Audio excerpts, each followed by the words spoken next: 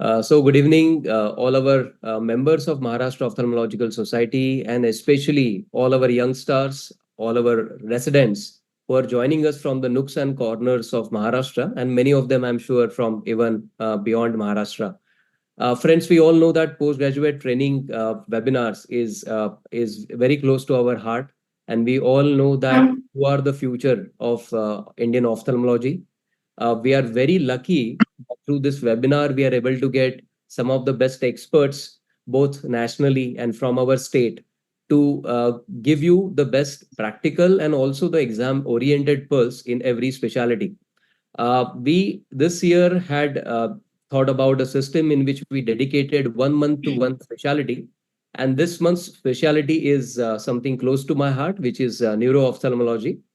And we all know that it is a specialty with a lot of intriguing concepts. It is like mathematics. You love to diagnose. I think this is something that mentally stimulates a lot of people. And of course, we are very, very lucky, as I said, that we have our experts joining us today as our national faculty is Dr. Vivek Varkad, who is a LVP Bhubaneswar faculty. He's doing amazing work both nationally and internationally. He is originally from Maharashtra, so we are especially very happy to have him with us today. So welcome, Dr. Vivek, and thank you for joining us today. Along with Dr. Vivek, we will be joined by another very trailblazing pediatric ophthalmologist and neuro-ophthalmologist, Dr. Zai Kelkar. We all know that Dr. Zai is the director of the National Institute of Ophthalmology. She has been doing quite a path-breaking work in both pediatric ophthalmology, squint, and also has expertise in neuro-ophthalmology as well. Along with that, she has her expertise also in both cataract, refractive, and cornea surgeries. She has been doing remarkable organizational work from her own institute at NIO and is a teacher for both DNB and fellowship there. So we welcome Dr. Zai on behalf of MOS for today's. Thank you very much, Dr. Vardhaman. Nice to be here. Thank you. Of course, we are joined today by our moderator, Dr. Susha Sugatan, who is the director of the New Eye Center, and she has been going to be the center point of today's discussion. And today's session is going to be mentored by Dr. Vrunda More Patil and Dr. Snehalata Yalamkar. We welcome both of them from the team MOS. And of course, we are very thankful to our coordinator. I think his enthusiasm and organizing capability is something that we are actually very jealous of. Our own Sumit, who does month after a month fantastic coordination of this PG programs. So thank you, Sumit, for all your hard work in this PG programs. And now I would like to, of course, give all the best wishes to our case presenters, Dr. Tanvi and Dr. Imat, who are going to be our presenters. We are joined by our MOS team, Dr. Atulji Kadane, who is a very dynamic secretary, has done a lot of path-breaking work this year, and Dr. Aditi, who is a secretary of scientific committee, very sincere and hard-working backbone of scientific committee. Now, I would like to invite Dr. Santosh Agarwal, sir, to please give his presidential address, who has been a guiding force for us throughout this year. Over to you, sir. Yeah, thank you, Dr. Vardhaman, for your kind words. At the outset, I welcome you all experts, faculties, especially Dr. Vivek, who has joined from Bhubaneswar. And also, wholeheartedly, I thank Dr. Sumit, who has been instrumental in running this project from the beginning of this year. So he is very humble, very kind, very helping, and he is such a person who loves teaching, actually. So I am very thankful to Dr. Sumit for curating this program. Dr. Vardhaman, as you already know, congratulations, Vardhaman, for your so many accolades. Every month or every 15 days, we congratulate you for your such a accolades you have been gaining, and we are very proud of you. Dr. Atul and my MOS team and Mandar all have a very strong support for these activities. Thank you, everybody. Now, PG, all my PG students who have been attending these webinars from the day one. I really congratulate you and thank you for giving us opportunity to interact with you. And these PG programs are meant to update your knowledge as well as skill. We are also running a parallel project like PG Hands-On across Maharashtra. We have been organizing these PG Hands-On in different colleges. And I think this practical training is very much required because theoretical things are available on websites, books, and so many things. But this practical training is very much important. And second thing, you are lucky that so many experts and also your esteemed teachers who have been there for helping you to upgrade your knowledge and also preparing your vivas. So we are very indebted to all the faculties, teachers, respected teachers, and my colleagues for making this program very successful. So last but not the least, I will conclude my talk with one or two quotes that I want to convey to our PGs. Dr. Vivek Wakar sir and Dr. Zai ma'am. Special thanks to both of them for taking out time here. Dr. Zai ma'am, especially despite of having other commitments, she is being here. Thank you, Zai ma'am. And our mentors for today, Dr. Vrunda ma'am. She is always enthusiastic and associate professor at KJ Somaiya. And for every call I make her for any request, there is never no. And thank you, Vrunda ma'am, for being there. Dr. Snehalata ma'am, she would be joining shortly. She is assistant professor at GMC Aurangabad. And today's celebrities are Dr. Imad, who is a second year postgraduate student from GMC Aurangabad, and Dr. Tanvi from KJ Somaiya, and Dr. Susha ma'am, who is a neuro-ophthalmologist herself and trained at Arvind Eye Hospital, will be looking after the session and moderating it wholeheartedly. Dr. Susha ma'am, over to you. Dr. Imad, you can meanwhile share your screen. Yes. Thank you. So Imad, you can start with it.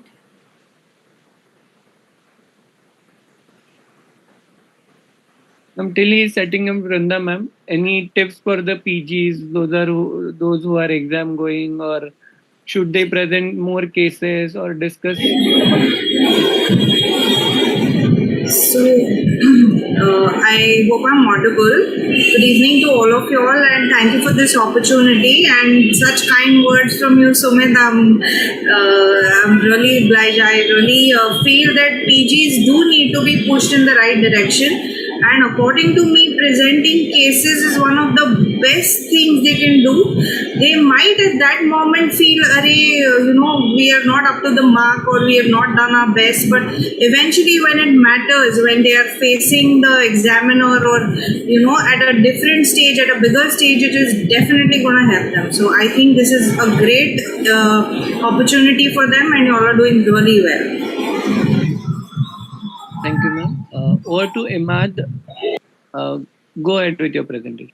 Good evening, respected teachers, MOS faculty, and to all those who are present for this online session. I am Dr. Imad Khwaja, Junior Resident 2 from Government Medical College, Chhatrapati Sambhaji Nagar. At the outset, I would like to thank Maharashtra Ophthalmological Society for giving me the opportunity to present on this platform. Today, I am going to present my case under the guidance of Dr. Sileta Yelamkar ma'am and Dr. Archana Vare ma'am.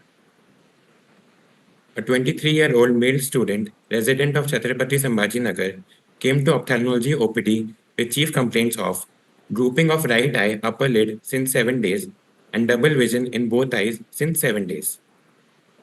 The patient developed drooping of right eye upper lid since 7 days, which was acute in onset, non-progressive, and painless in nature. The patient complained of double vision when both eyes were open, which was acute in onset, non-progressive, and painless. It was accompanied by fever, loss of appetite, and weakness in left side of the body. There is no history of trauma, no history of diurnal variation, no history of excessive thirst, frequent urination, or increased hunger. There is no history of tremors, poor balance, and jerky movement of body parts. There is no history of headache, vomiting, and neck pain. There is no history of palpitations or chest pain. There is no history of similar episodes in the past. The patient is a known case of retroviral disease since 10 years and is on heart treatment. He was diagnosed with extrapulmonary COX 1 month back, for which he was prescribed anti-COX treatment. The patient is on treatment for antiretroviral disease since 10 years, which includes tablet lamivudine, tenofovir, and dolutegravir. He is also on anti-COX therapy since 1 month, which includes tablet isoniazid, rifampicin, ethambutol, and pyrazinamide. Family history is not significant. In personal history, his sleep is disturbed and appetite is reduced. Bowel and bladder habits are normal. The patient is thin-built and rest of the general examination is within normal limits. His systemic examination is within normal limits. Moving on to ophthalmic examination, the head posture and facial symmetry are normal, while in eye alignment, his right eye was directed outward and downward. This is the profile picture of my patient, where we can see that the right eye upper eyelid is drooping, while the left eye is normal. Sorry for the bad image, but this image shows the extraocular movements of my patient. In this, we can see that the movements of the left eye are full and free in all directions of gaze, while for the right eye, in the primary gaze, we can see that there is exodeviation. The abduction in right eye is normal, while rest of the movements of the right eye are restricted. The best corrected visual acuity of both the eyes was 6/6, and color vision is normal in both the eyes. In the right eyelid, we can see severe ptosis with frontalis overaction. The Bell's phenomena is poor, and Surmer test is 25 mm after 5 minutes. The lids of the left eye are normal. This is the slit lamp picture of my patient, where we can see anisocoria with the pupil of the right eye dilated and measuring around 6 mm. The anterior segment of the left eye is normal. The interpalpebral fissure, that is the vertical fissure height of the right eye, is reduced and it is 4 mm, while the horizontal dimension is normal. The pupil, as described earlier, is circular, central, mid-dilated pupil, 6 mm in size and not reacting to light. The consensual light reflex is present. Rest of the anterior segment of the right eye, which includes conjunctiva, cornea, and the lens, is within normal limits. The anterior segment of the left eye is within normal limits.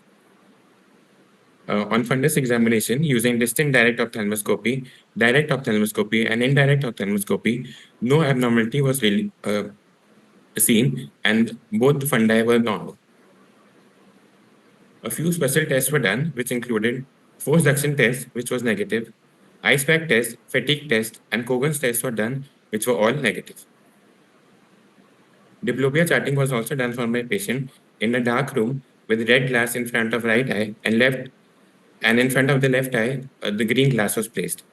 The beam of light was projected at a distance of 50 centimeters. In the primary gaze, we can see there is horizontal separation of the two lines with the red line at the left side of the green line. This indicates that there is cross diplopia, indicating exotropia of the right eye. In the dextro version, we can see that both the lines coincide, which indicates normal abduction of the right eye, and thus it indicates that the lateral rectus of the right eye was functioning. There is maximum horizontal separation in the primary gaze and in elevation, while maximum vertical separation is seen in dextro elevation. Based on these findings, my provisional diagnosis is right eye complete third nerve palsy with internal ophthalmoplegia in known case of retroviral disease and extrapulmonary COX. The left eye was within normal limits. A few additional investigations were done, which included Hess charting. Here we can see in the Hess chart of the right eye, there is generalized constriction of both the outer and inner square with a uniform distance between the two squares. The central point is deviated outwards, which indicates that there is exodeviation even in primary gaze. These findings are suggestive of right eye third nerve palsy. The patient was advised non-contrast CT brain, and it showed a heterodense lesion in the right cerebral peduncle of midbrain. He was advised MRI brain for further evaluation. The MRI showed hyper-intense lesion on T1 and hyper-intense lesion on T2 in the right cerebral peduncle of midbrain, which was likely suggestive of infective etiology, which was likely a tuberculose. Thank you. All right. So Would the mentors like to ask any questions to Imad? Imad, very well presented. I would say very brief, concise, up to the mark. I really liked your case presentation. A couple of questions I would like to ask you. Since how would clinically you come to know where exactly the lesion is in such a case? Ma'am, So, what are the clinical features which help you? ma'am, like in my case, there was that is right-sided palsy of the third nerve. Along with that, the patient also complained of left side hemiplegia. This indicates that the lesion was in the cerebral peduncle, right cerebral peduncle, which is also known as Weber's syndrome. Otherwise, we can also classify lesion according to the location, like it can be in the nucleus. It will then have bilateral ptosis, and the contralateral superior rectus will be involved. And what is the role of pupillary examination in such cases? Can you just shed some light on that? It is important to examine the pupil in such cases, as the third nerve palsy can be pupil involving or pupil sparing. Pupil involving lesions are usually those which have a compressive effect on the third nerve. This is because the pupillary fibers are located superficially on the outside of the third nerve, and they are compressed usually by tumors or any hematoma or hemorrhage. And in medical causes like ischemic causes due to diabetes or hypertension, usually the pupil is spared. Have you graded the extraocular moments in this patient? Yes, ma'am. We can use a 7 scale grading or a 9 scale grading. So in this, if 0 is normal, and if there is +1, +2, +3, if we consider a 7 scale grading, that is overshoot or extra movement. And then limited action, we have grade according to the minus scale. It can be -1, -2, or -3 in the 7 scale grading. Since you have all the investigations, prior to investigations, if you didn't have his reports, nor the CT nor MRI, what would your clinical differentials be in this case? Now, my main differential diagnosis will be myasthenia gravis, because it usually presents with ptosis, but it has a diurnal variation. So we have to rule that out. We perform certain office tests or clinical tests which are specific for myasthenia, which was IcePack test, the fatigue test, and the Cogus test to rule out myasthenia. Any particular blood test that you know is confirmatory for myasthenia? We can perform acetylcholine receptor antibody test or muscle-specific kinase test, specific for myasthenia. Let me add a few points now. You have excellently, very well presented, Doctor. Since you showed that the anisocoria was in bright light, for the sake of Viva, you should also be able to tell whether this anisocoria is in bright light or in dim light, and know the differentials of when is the anisocoria more in bright and when more in dim light. Yes. So you have to be really thorough with your pupillary examinations. Yes, ma'am. So this was anisocoria in bright light. Bright light. So which is the affected pupil in bright light? Sorry, is the larger pupil affected or is the smaller pupil the affected pupil? The larger pupil is affected. Exactly. And so there's a very nice chart given in the American Academy. Do go through it, because at times when it's a pupil involving palsy, definitely will be asked about this, because your pictures very nicely and clearly showed that it was an anisocoria in bright light. Yes, ma'am. Yeah. Well done. And what else? So how would you treat this patient then? I think Isha ma'am has certain questions for the panel. Yeah. So I'll just ask a few questions to the panel. Jai ma'am and Vivek sir. Thank you for being here. And like you said, Imad presented the case very well. He jotted down a crisp presentation, just jotting down the positive findings, and that is great. One comment would be that pupil can be tricky. At times, you can have a patient who presents with a pupil sparing kind of a third nerve palsy. you see him after 3 days, he'll have a fixed dilated pupil. So, in those cases, you have to do something differently. It's not an purely ischemic cause. Okay, so having said that, I would like to ask the panel if MRI imaging is compulsory in all the cases of third nerve paresis, or So when you are asking the patient to undergo imaging, there are several factors like is it unnecessary, whatever investigations you are suggesting. So clinical diagnosis is important. Now here we have a patient who is young, who has a pupillary involvement, and definitely imaging is indicated. But if it's like he identified the patient is non-diabetic, all the history also said to that, pointed towards that. But if it's a slightly older patient, say in his 40s or 50s, and you can see he's an uncontrolled diabetic, hypertensive, pupil is not involved, or you're not sure. Sometimes in dark irises, you're not able to elicit the pupillary involvement. So whenever you're not sure, I think imaging would definitely help you find out. But a physician's reference to get his sugars in control, get his hypertension in control, check his lipids will be very important. I just wanted to add, I agree with what Dr. Jay just now mentioned, need for imaging patients with third nerve. So I think the case which here, if we think about the pupillary involvement, so the differential of, the OMG would not be the first when we talk about pupillary involvement.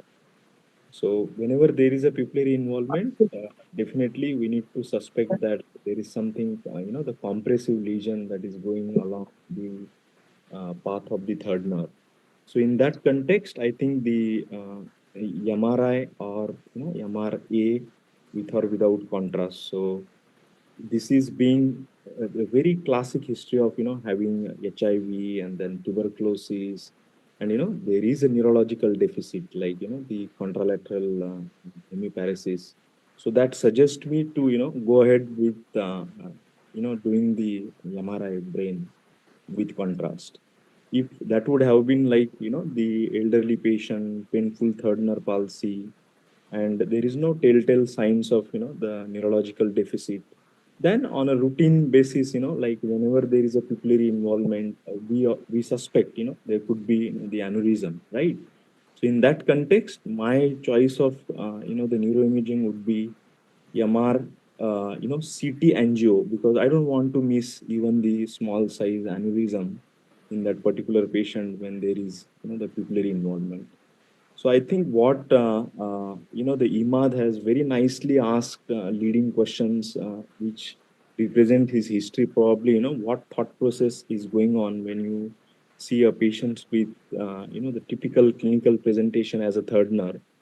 However, when we suspect OMG also, because OMG is one of the biggest masquerade which can mimic like any cranial nerve palsy or any unusual presentation that doesn't fit into the normal pattern of extraocular motility. So we should have that thought process of OMG at the back of mind, and we should always try to rule out the OMG, because once you rule out the OMG is a disease which is we are going to consider as a label diagnosis for rest of the life. So that's why our thought process, or we should be more intensive to look on that side. Once that is ruled out, then the path is open to investigate what you are suspecting, what are your priorities, and the way patient presented, what other symptoms associated with that. Then you can always work on that line and then label, okay, this is probably the cause of the third nerve. In this particular case, I think it is very straightforward. Hemiparesis, so that's what Imad has already mentioned. It's very localizing. So even without sending the requisition for MRI, your thought process is very clear. You are particularly looking, here is the lesion I am looking for this particular presentation. And that's how in our requisition also we should mention, so that the neurologist will take the protocol in that particular area to give a very definitive diagnosis. I would have done the MRI for this particular patient rather than the CT with contrast. Thank you for this question, Doctor. Yeah, thank you. And on those lines, we would like to just ask one more question, very, very controversial question. The role of steroids in every case of, nerve paralysis, especially with the, the new viral diseases coming in post-COVID and all. There are so many neuritis cases. So would we go ahead, and what findings in the MRI would make you want to start steroids, or is there no role of steroids absolutely? Yeah, I think this is very good question. As a neuro-ophthalmologist, practicing experience of last 10 years, I would differ, to use the steroids until and unless I am pretty sure, what is the cause of, third nerve, or for that matter, any cranial nerve. Although, contrary, if you see most of the neurologists, they would prefer all idiopathic cranial nerve pulses, they give the steroids. The purpose of steroid from their perspective is, to get a faster recovery. But as a logical explanation, if you know the cause, then probably it is always prudent to treat the cause and then look at. So in our context, in what our, the Indian context, all these three cranial nerves, third, sixth, or even fourth, the most common cause, depending upon at what age they present, I think is the systemic risk factors. So once you know that this is a systemic risk factors, it is always better to try to control the systemic risk factors and then look at the response. So if they do not respond, then you can have, like ordering for looking for other causes like CSF analysis, and then, the very focal imaging that adds you the other differential. However, there are n number of times we come across, patients where there is no cause, and, sometime like the something artery is abutting to the sixth nerve or third nerve, where there is no definitive, the literature evidence that how to go about these cases. So I think the counseling and wait and watch strategy would be the best. That's what I practice in my day to day. Thank you, sir. That answers it. Dr. Jai, I also wanted to ask you, if you operate third nerve palsy cases, how long do you wait before you suggest surgery for them, and what has been your experience with the surgeries? How well Yeah, they have I lasted? think I Yeah. think the all ischemic third nerves I have seen. If you are very aggressive treating the systemic risk factors, they do respond amazing. So by 6 weeks to 8 weeks, 99% of them they recover. However, those who do not recover, we always counsel them probably down the line, after 6 months, probably we might need to think for any intervention if there is a residual, the strabismus and thereby the diplopia. This is, I am talking about ischemic. Apart from ischemic, the most common cause that we need to operate or we need to think about is a trauma. All three varieties of nerve where they are because of trauma, then the minimum we should wait for 6 months. Okay, and depending upon how the baseline severity of the presentation and what type of trauma, that also would add how long that they would take for their natural course of recovery. So having allowed for a natural course of recovery not less than 6 months, I usually take these patients for the surgical intervention. So now, if we talk about the third nerve, then there are like a different paradigm shift in last decade that has been gone beyond like just recess resect and try to correct that outward deviation. There are a lot of things that has come up with transposition, superior oblique nasal transposition, splitting of lateral rectus and transposing it to MR, then periosteal fixation of LR. So you just want to completely disable the lateral rectus to make the eye straight in the primary gaze.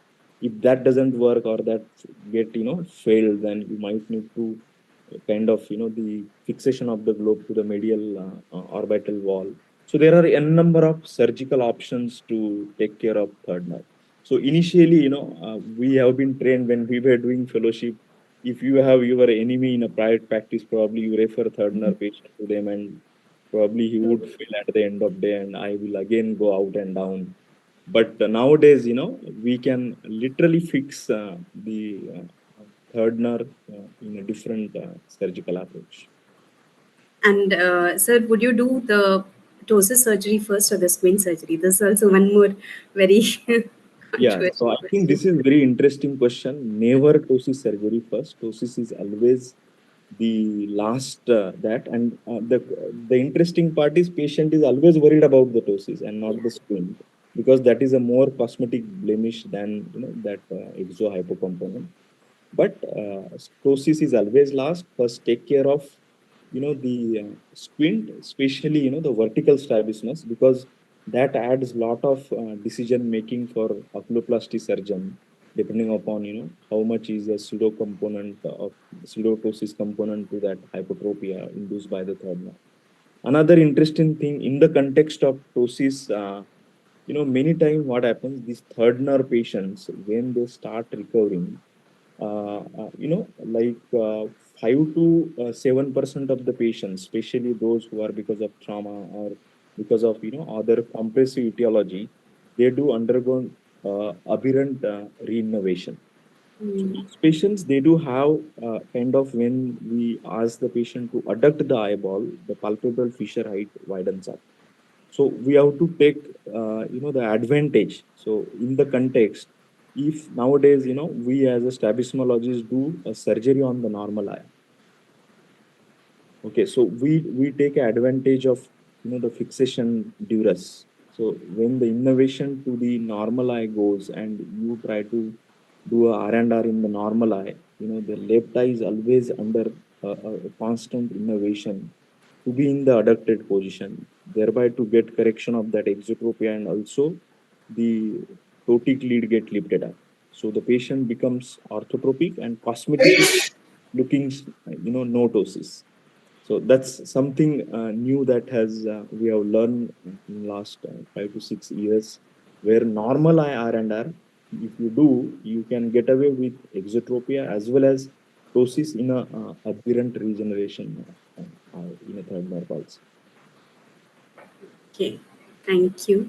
One last question would be about Botox, using Botox. That is something that comes up in the Viva nowadays, Imat.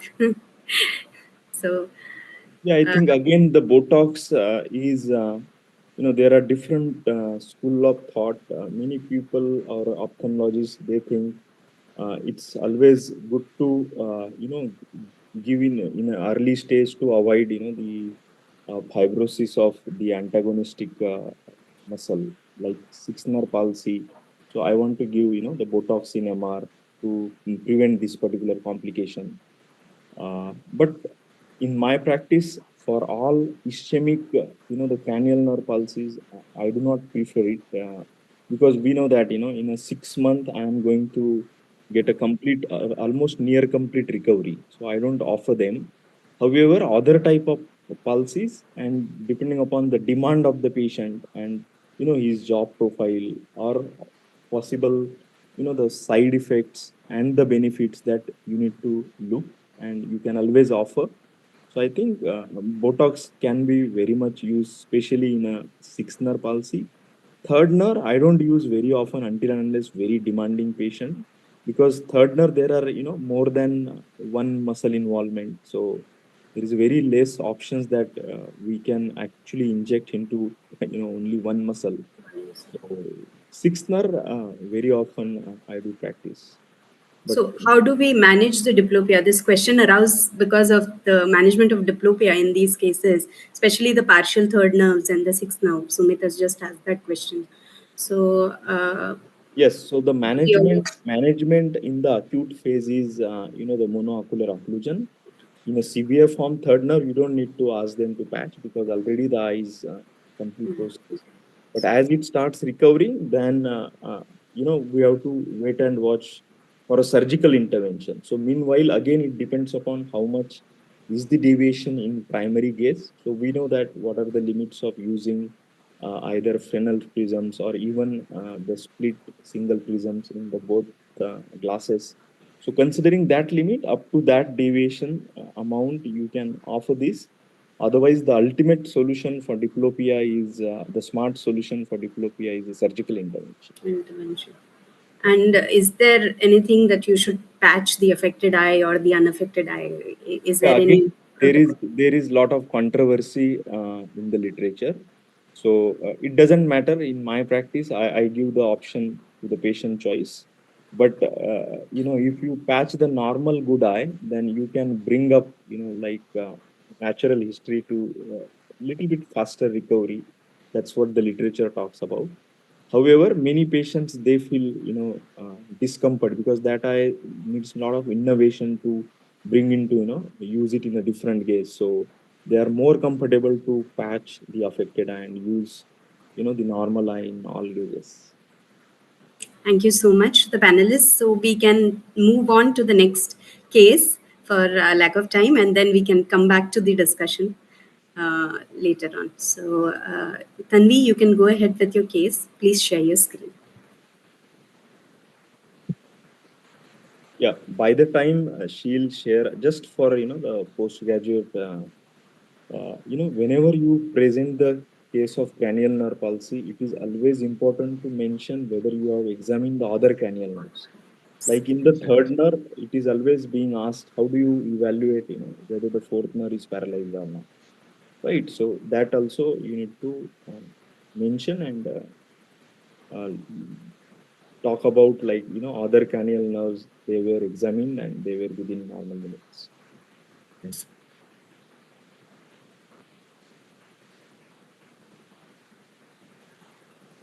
Tanvi, you can go ahead.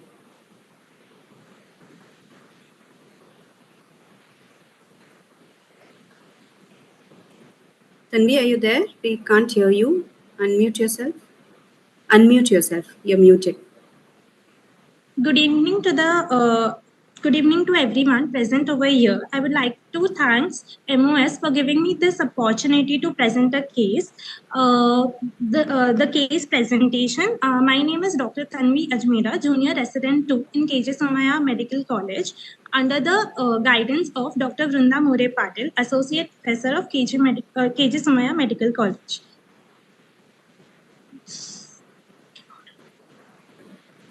Sorry. A 50-year-old man, resident of Mumbai, presented to the outpatient department with the chief complaints of sudden onset diminution of vision in the right eye since one day. The history of present illness, the patient was apparently well, but suddenly experienced painless diminution of vision in the right eye, which was aggravated upon waking, which had been present since one day. There was no history of headache, scalp tenderness.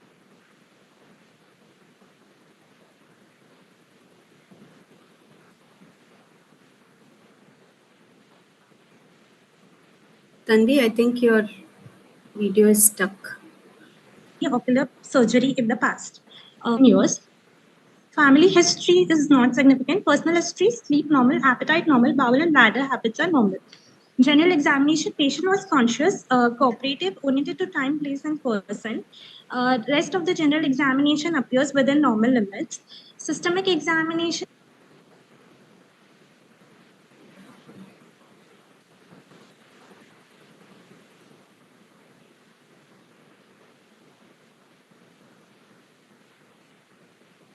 Susha ma'am, I think her internet is not good. Tanvi, Dr. Tanvi.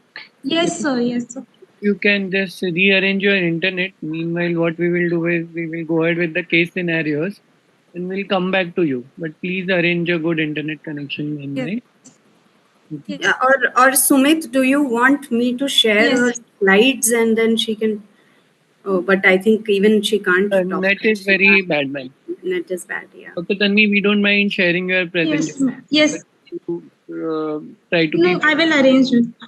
Yeah, and join again. Susha ma'am, meanwhile we'll discuss the case. That's okay, Victor? Yes.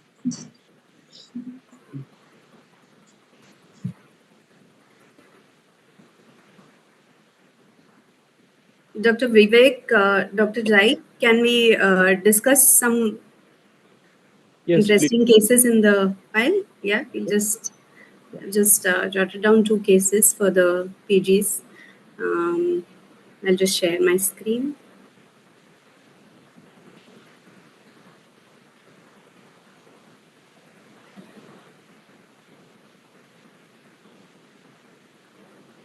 Yeah, so I'll just start sharing the first case. My mentor, Dr. Mahesh Kumar, used to say that, cataract is for the tummy and neuro-ophthalmology is for the soul. So basically, neuro-ophthalmology is something that sets us thinking. Uh, there are so many cases with the same etiology, with the same findings, and it really needs us to rattle our brains to rule out and pinpoint at what exactly is wrong. So one of these cases, or one of the presenting symptoms, or clinical finding is papilledema. So I'm hereby presenting a case of a 32-year-old woman who presented to us with complaints of blurred vision, headache in the morning, and sometimes double vision, which gradually became better by midday. There was no history of loss of vision of floaters or halos. She was diagnosed as optic neuritis by a neurologist and administered IV steroids with no respite to her symptoms. She was also advised a VEP and MRI with contrast. She came to us for a second opinion. General examination, she did not have any systemic ailment and was not on any regular treatment. She was afebrile, slightly obese, weighing around 75 kg, conscious, well oriented to time, place, and person. On examination, she had a best corrected visual acuity of 6/6 N6 in both the eyes, normal contrast and color vision. The confrontation test was grossly normal. Pupils were round, reacting briskly to light, no RAPD. And on slit lamp examination, the anterior segment appeared quiet. Now, on fundus examination, we can see that there is a hyperemic kind of a disc edema, and there are distinct Patton's lines. So, my question to the panel is that, how would we proceed further from this? Yeah, I think that's very interesting. Can you go back to your first slide? Yeah. Yes, I think she is a middle-aged woman who presented with bilateral disc edema and absolutely normal vision, color vision, right? So I think vision is very important decision factor. Yeah. So if somebody would diagnose optic neuritis or any, the inflammatory process which is going on, that would cause loss of vision, right? So looking at this presentation, my first differential would be, am I dealing with, the IIH? Because all patients with IIH, they'll never lose vision until and unless, at presentation, they are in a fulminant nature. Otherwise, you would find bilateral disc edema, normal vision, headache. I would add, few more leading questions, like sudden gaining weight. Are they on any medication? Right. And, the snoring, history of snoring. There is making sound, and tinnitus, or they do have any gynecological problems. So those leading questions probably, that would add, and probably I am pretty sure what I am going to get on neuroimaging. So that's what I would go about as far as whatever the history that you have mentioned and those fundus photographs. Yes, you are right there. So the neurologist had already given her 5 days of steroids, and like you said, the first thing that was asked was this, because when she came in, she was obese. Was this a sudden weight gain? And they said, yeah, in the past 1 year, that is when they have started gaining weight. When she has started gaining weight, she was not on any systemic medications, and she didn't have any of the other symptoms like sleep apnea that could relate to sleep apnea. But the one more thing was that she would present with the complaints of blurred vision and headache in the morning, and then throughout the day it would go down. Even that is not possible, so acutely and recurring back in optic neuritis. So the blood investigations were done, a CBC, blood sugar level, thyroid profile, and lipid profile. Everything was within normal limits. An MRI brain with MR venography was done, which showed a partially empty cella. The rest was within normal limits. With a differential diagnosis of a possible idiopathic intracranial hypertension, a lumbar puncture was performed under the care of a neurologist, which showed a CSF opening pressure of 32 centimeter of water and normal cytology. She was advised 10% body weight reduction to start with. That was the most important, and started on acetazolamide 250 milligram QID with a good relief from the symptoms, and slowly tapered off over the period of 8 months. So my question to the panel would be that, is there anything else that you would have added to that case? Anything Yes. else that you would have done differently?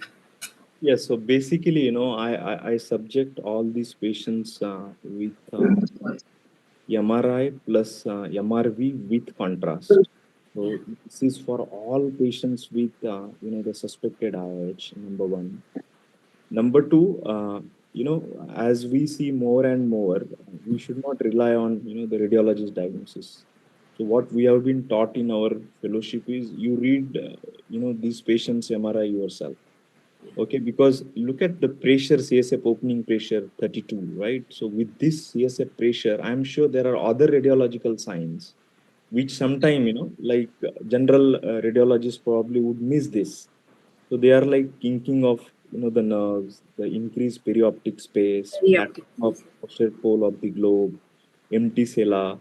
So these are the signs that we should look at, because they do have, the cumulative specificity to label them as probably we are dealing with and then as you rightly ordered, and it turns out to be CSF opening. So all patients should undergo a CSF analysis and CSF opening pressure. So without CSF opening pressure, you cannot label this particular patient as a IIH for rest of their life. So it is always last thing you need to label them until and unless you do not do a CSF opening pressure. So that's very good test, and that gives you baseline pressure that helps us to decide how much Diamox I am going to start as a baseline treatment, right? So it's like a mild, moderate, and severe variety of CSF pressure. Then accordingly, I can titrate my Diamox doses to begin with. Yes. I would like to ask the panelists, what do you think about as a differential a case of pseudopapilledema? So shouldn't we also be considering that till the CSF pressures, we didn't know that the CSF pressures are high. No, so is there a possibility that it could be a pseudopapilledema as well? Pseudopapilloedema is a clinical diagnosis, right? So the vessels on the top, buried cup, and there are no hemorrhage, no exudates, right? No hyperemia. So if the clinical features are not suggestive, even if there is a dilemma, you can always order a very cost-effective test, B scan at low gain. So if you have a second doubt, order B scan at low gain. You will find that there is the scan showing elevation. So that puts out. So it is good to overdiagnose the pseudoedema, because if you diagnose correctly, you don't need to go in that direction. You don't need to do unnecessary test. So I think what Dr. Jay Kelkar has mentioned, that is very valid point. You first thought, am I dealing with pseudoedema? No. Then go. Right. Then pseudoedema, what I teach my fellows is vessels on the top. They are not buried within the substance of the edema. And then there are no hemorrhage, no exudates. Then that is a pseudoedema. First subject them to B scan at low gain. If it is ruled out, then you go ahead with investigation for IH. Thank you. Before I start my second case, is Tanvi ready? Is your internet working now? Then I can stop sharing and you can do, because it's already... Yes, ma'am, I'm ready. The internet is working. Yeah? If you finish your second case and then start hers, then you don't have to share again. We can just finish it up. Okay. But we have time, right? Yeah, ma'am, we have. Okay, fine. So the second case is of a 5-year-old boy who was brought by his father with complaints of intermittent inward deviation in the left eye for a few hours, which recovers completely after the episode. He had no other neurological symptoms. Birth history was normal. His best corrected visual acuity was 6/6 in both the eyes. Head posture was normal. Extraocular movements were full and free in all cases. Corneal reflex on the first visit, his eyes were orthotropic, but the follow-up during an episode showed a 15-degree left esotropia with lid twitches on looking up from down. Binocular single vision assessment by Worth 4-dot test for distance and near showed a right eye suppression. Stereopsis was present. Anterior and posterior segments were within normal limits, and the general examination was normal. So, again, the question to the panelists: what should be our ideal way of proceeding further when we get a case like this, which comes up with either an acute or an intermittent kind of an esotropia which has been diagnosed, or any kind of squint which has been intermittent, fluctuating, and like I said, in the first visit it was orthotropic, and then in the second follow-up it was 15 degrees Yeah, I esotropia. think, looking at what was the age of the patient? He was a 5-year-old boy. 5 Yes, years. I think looking at the age and the type of presentation, my first differential would be, are we dealing with refractive accommodative esotropia? So acute concomitant Acute esotropia, esotropy. you can give the thought. So there are nowadays, n number of types apart from what traditionally we have seen, type 1, type 2, and type 3. So if we go by that classification, I would take a very systematic history, ask them for, is there any history of occlusion or any ocular pathology that would induce the occlusion and that leads to, the acute acquired comitant esotropia. Type 2 is a Francesiti, type 3 is a Belchowski. How much is the refractive error in this particular child? How much was the power that he had? BCVA was 6.6. So 6/6 without refraction. any glasses. Yeah, the refraction was normal. Plano with cycloplegia also he was plano. Yeah, so if it is plano, that means towards less hyperopic or emmetropic refraction, that suggestive of the Francesiti type 2. If it is more than -5, then I would think about type 3 Belchowski. Nowadays we see a lot of kids, they do have a lot of screen time of more than 5 to 6 hours. So that is called as smartphone induced acute acquired comitant esotropia. But if this particular child, my first differential would be the cyclical AACE. If you look at the history, very often tropic and at another occasion is tropic. So if that variability is there, so then you can always put it as the cyclical AACE.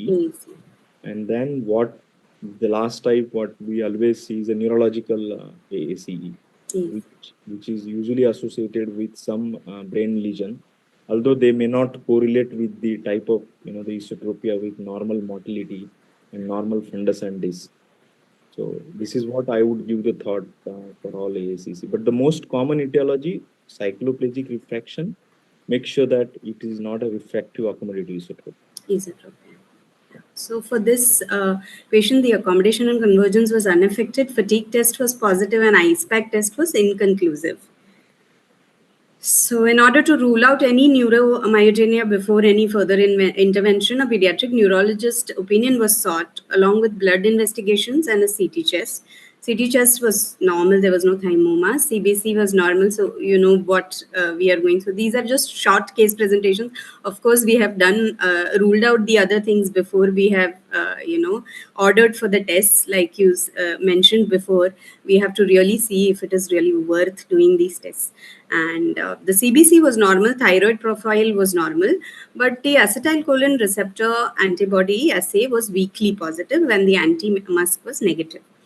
A repeated nerve fiber stimulation and a single fiber EMG was advised, which showed a decremental response more than 10%.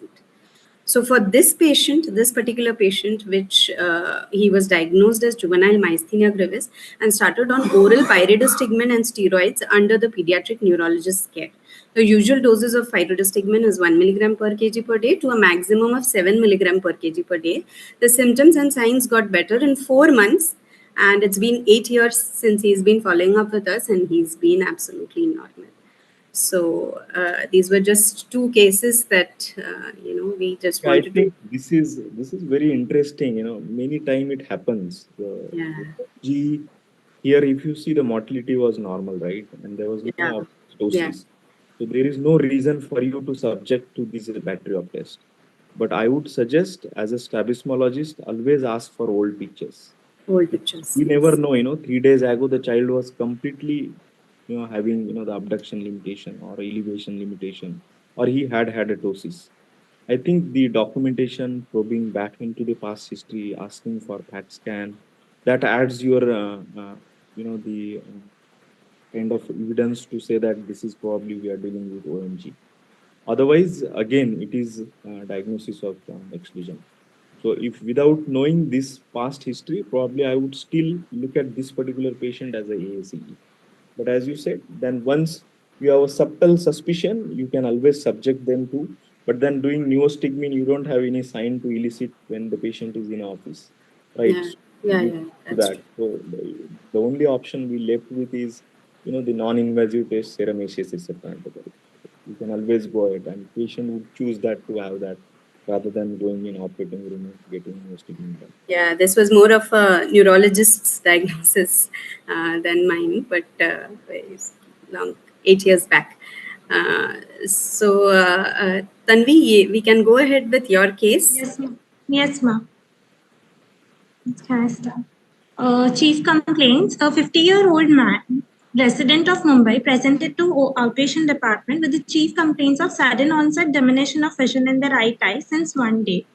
The patient history of present illness: the patient was apparently well, but suddenly experienced painless diminution of vision in the right eye, which was aggravated upon waking up, which was present since 1 day. There was no history of headache, scalp tenderness, no history of any pain, no history of similar episodes in past, and no history of any ocular surgery in past. Past history: the patient is a known case of type 2 diabetes mellitus with hypertension since 10 years. Family history is not significant. In personal history, sleep, bowel, appetite, and bladder are within habits are normal. General examination is within normal limits. Systemic examination also appears within normal limits. In the ocular examination, first we examined the right eye. In the right eye, the facial symmetry was present, head posture normal, forehead normal, eyeball alignment in primary case is orthophoria. Visual acuity in the right eye was 660, unaided, and with pinhole, it also had 660 to no improvement. Near vision also was decreased for this patient in 18. Color vision was abnormal, and concentration test showed that there is loss of vision in the inferior quadrant. In the left eye, the facial symmetry was in the right eye, the lid was normal, conjunctiva was normal, cornea was clear, anterior chamber depth is normal, pupils showed grade 2 RAPD. In the lens, there was nuclear sclerosis grade 2. Intraocular pressure measured with the NCT non-contact tonometry showed 14 mmHg, and ocular movements were free and full in all cardinal cases. The fundus of the right eye showed that the media was clear, disc margins were blurred, cup to disc ratio was small as compared to normal patients. It was 0.2:1 with peripapillary splinter hemorrhages and macular foveal reflex was present. In the left eye, the left eye appears within normal limits. Then this is the image of the fundus photograph of the patient showing the peripapillary hemorrhages and blurring of the disc margins. Sectoral blurring disc margin is present in this patient, and in the left eye, the fundus appears within normal limits. So my differential diagnosis would include non-arthritic anterior ischemic optic neuropathy, arthritic anterior ischemic optic neuropathy, optic neuritis. It could be diabetic papillopathy, could be hypertensive retinopathy, or toxic optic neuropathy. Provisional diagnosis: my patient is having right eye non-arthritic and arthritic anterior ischemic optic neuropathy with left eye within normal limits. Thank you. Thank you, Tanvi. I'd first like to ask the mentors to go ahead with any questions for Tanvi. Dr. Snehalata, ma'am. Yes. So, am I audible? Yes, ma'am. Yes. So, Dr. Tanvi, nicely presented, but you have so many differential diagnoses. So, let me know at this stage, what do you think? What is the clinical diagnosis in your case and why?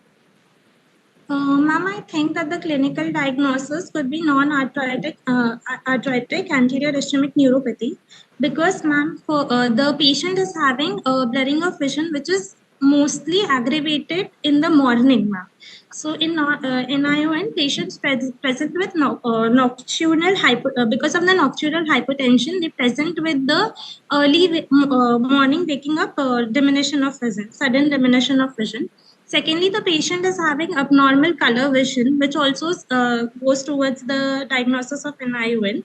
Thirdly, the patient is also having RAPD, which also goes to points towards the presentation of NAION, ma'am. And one more point which I would like to add is in the fundus photograph, the patient is having sectoral blurring of vision, blurring of the disc margins, which also points towards the patient having NAION and with peripapillary sphincter hemorrhages, ma'am. Okay, so your fundus photo was showing unilateral disc edema. So Yes, what are ma'am. the causes for unilateral disc edema? Enumerate. AION, then NAION, then optic neuritis, compressive optic neuropathy, traumatic optic neuropathy, ma'am, diabetic papillopathy. Okay, so what should be the visual field defects if you want to differentiate between all this? Especially in NAION and optic neuritis and as your patient is of diabetes. So in Yes, diabetic papillopathy also. Ma'am, in diabetic papillopathy, the visual defect is very rarely present, but wherever the optic nerve head is affected, that direction only the visual field will be defect. Visual field defect will be present, but in NION there is altitudinal visual defect present, and in optic neuritis there can be centrocecal scope. Central or centrocecal. Specifically, you have to tell about the altitudinal defects. So nasal and inferior is more common with your NION. Yes, that is the main thing. So as your case is of neuro-ophthalm and the main thing is your pupil. So can you tell me the grades of RAPD? Yes, ma'am. Grade 1 RAPD is a brief constriction followed by greater redilatation of the pupil. Grade 2 is a stall and followed by the greater redilatation of the pupil. Grade 3 is immediate dilatation of the pupil. Grade 4 is immediate dilatation of pupil within the 6 seconds of illumination. And grade 5 is immediate dilatation of pupil with no constriction present at all. So what should be the pause time for the flashlight, swinging flashlight?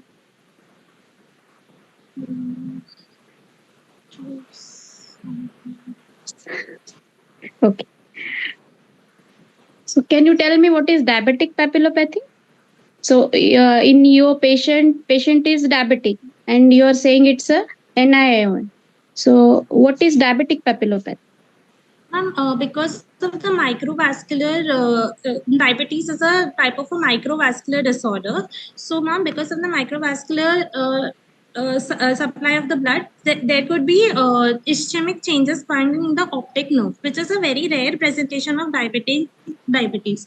So that is a type of a diabetic papillopathy where the optic nerve head is affected. Along with that, we can also see macular edema in such patients. In diabetic and what about vision? The vision is decreased, but it is not decreased at the vision decrease of the vision is less as compared to in optic neuritis or NION or any other anterior ischemic optic neuropathy. Oh, good. So my questions are over. So to Tanvi, I just want to give you a trick. So when we were doing our ophthalmology residency, our professor used to say swinging flashlight means 1, 2, 3, snap. Yes. Snap. So that is how you remember it. Okay, in a dark room, that is how you. It's a 3 seconds pause. Yeah, 3 seconds. Yeah, so now I'll proceed with the questions to the panel. I again go with the shooting about steroids. What do we do about steroids in NAION? How effective are they? very interesting case, Tanvi. Thank you for presentation. I think you brought it very, nicely. Probably what the differentials you put it. I would also go exactly what the Tanvi did. So this is a case of unilateral disc edema with these obvious differentials. So the kind of leading questions, history of systemic disease, diabetes, hypertension. I just wanted to add one more investigation in this. Yes. The bag of battery of test is the serum homocysteine. So nowadays, it has become one of the most important independent, the vascular risk factor, not only for the eye, but for, any organ that you would find get a stroke. So we have seen a couple of patients, especially, the young patients, NAION in young, they don't have the diabetes and hypertension or, dyslipidemia as a risk factor, but they have the standalone homocysteine as a risk factor. And very interestingly, in younger age group, that is remarkably high as a sole risk factor, and that leads to not only the NAION but also the cranial nerve palsies. So this particular test is very important in all patients. So coming back to what Dr. Susha wanted to ask, like what is the role of steroid? I would say steroid doesn't work in NAION. Number one, why? Because steroid itself is a risk factor for aggravating the NAION. If you go by that analogy, however, any steroids, they helps to reduce the inflammation, although not very typical in this particular entity like NAION, which is because we know the cause ischemia, but it's kind of the compartment syndrome that has created, which led the ischemia. So to reduce that compartment syndrome at the disc, the steroid helps to reduce it quickly and does to prevent the further damage. That's how the thought process. If you read the old landmark article by Dr. Sohan Singh Haire, you would find he has tried steroids using in NAION, but later on over a decades what we have learned, actually there is no a very definitive or the conclusive evidence to say that steroid do work in patients with NAION. So at this time point, I think treating the risk factor very aggressively is the treatment. It's not a treatment for getting back the vision to normal, but preventing the getting attacked to the same eye or to the another eye. That's what our sole purpose of treating this group of patients.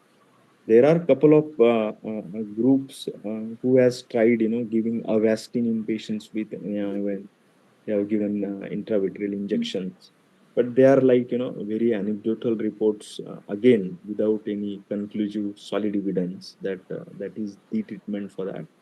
So in my practice, no to the steroid, especially most of the time, these patients, they do have other comorbid conditions, right? Diabetes, hypertension, kidney disease.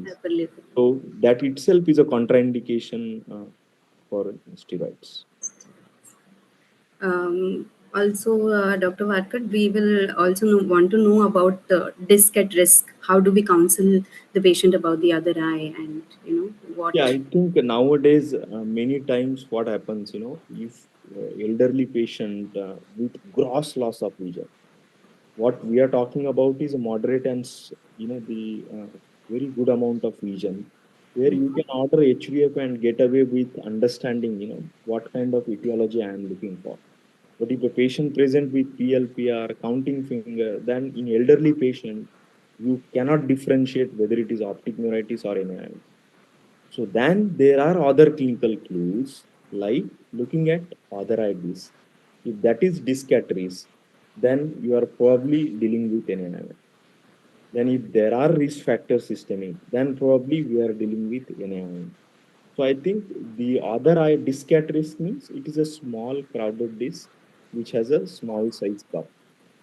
So that is a feature of the typical disc at risk. And if you ask me, if somebody would get the first attack and then getting the other eye attack is almost 15 to 40% if the systemic factors, they are not being taken care of. It's kind of, we see quite often, if the patient has neglected systemic parameters, then they do get a sequential anemia. So, they'll have a very classic history of having had the attack 2 months back, and now he presented with a fresh disc edema in the other eye. So that's how the sequential attack is one of the presentation of patients of NAION. And at times the first attack is missed, and then the patient comes with one eye pale disc, the other eye, an NAION, and then you get confused. Is it some syndrome that you have? Yeah. So that's for the postgraduates, right? What is this called as? Pseudo-Foster Kennedy, isn't it? So that you can think. But again, the vision is very, very important. And the most crucial investigation is HVF. If that is inconclusive, then you have other, ancillary test or kind of, the subjective test, which adds to your thought process is like VP, right? But VP is again, if it is a counting finger, PLPR, then they will be anyway flat. So you will not able to differentiate. But mild to moderate loss of vision, that will add the value, whether there is, the amplitude or latency is predominantly affected. If the latency is predominantly, probably it was because of inflammatory process. If amplitude is predominantly affected, then it is because of the ischemic process. So that adds your, the possible cause of ischemic or inflammatory etiology. Thank you, Dr. Vivek. Just one last question. Is there any role of OCT, MRI, any further evaluation like cardiac evaluation or any imaging modality that you would suggest, and especially in higher centers where it's available? Is it useful to know something in the other eye that to predict whether the other eye can have? Yeah, I think let's take one by one. So MRI, a very classic case of NAION. I don't think MRI is required, especially when there are all clues going in favor of the ischemic etiology. Even if you do MRI, the MRI will be normal. The optic nerve will be normal in this group of patients. But as I said, when there is a confusion where you cannot, establish that this is ischemic, there is no harm and reduce our threshold to order for MRI brain with contrast, especially the the orbit in addition, to rule out the optic neuritis, or for that matter any orbital inflammatory or the brain inflammatory process. So typical case, it's not required. A doubtful case where you cannot establish, MRI is must. Then investigations, I think all sort of investigations which contributes to the ischemia of the eyeball. So for that matter, carotid evaluation and heart evaluation, then looking for the all type of coagulatory factors. So most of the time, our retina colleagues, they do give that kind of thought process, because sometime we might dealing with sometime ocular ischemic syndrome or even the arteritic NAION. So in that context, I would suggest the thorough systemic risk factor evaluation is mandatory in this group of patients. Particularly if your age group is more than the 70, then your first differential for similar presentation, I would think about arteritic AION rather than NAION if the age is high. So my battery of test would add to order for the ESR and C-reactive protein.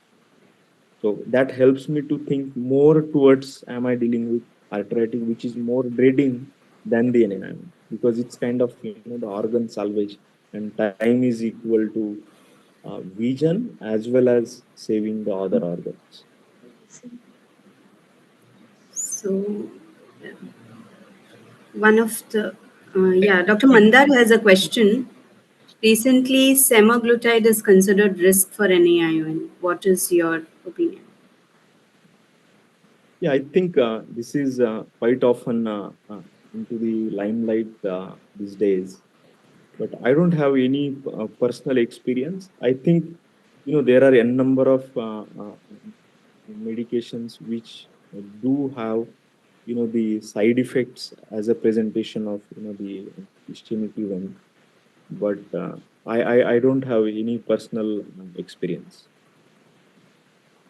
And for treatment, are there any new antiplatelets or anything in the market other than aspirin that can be?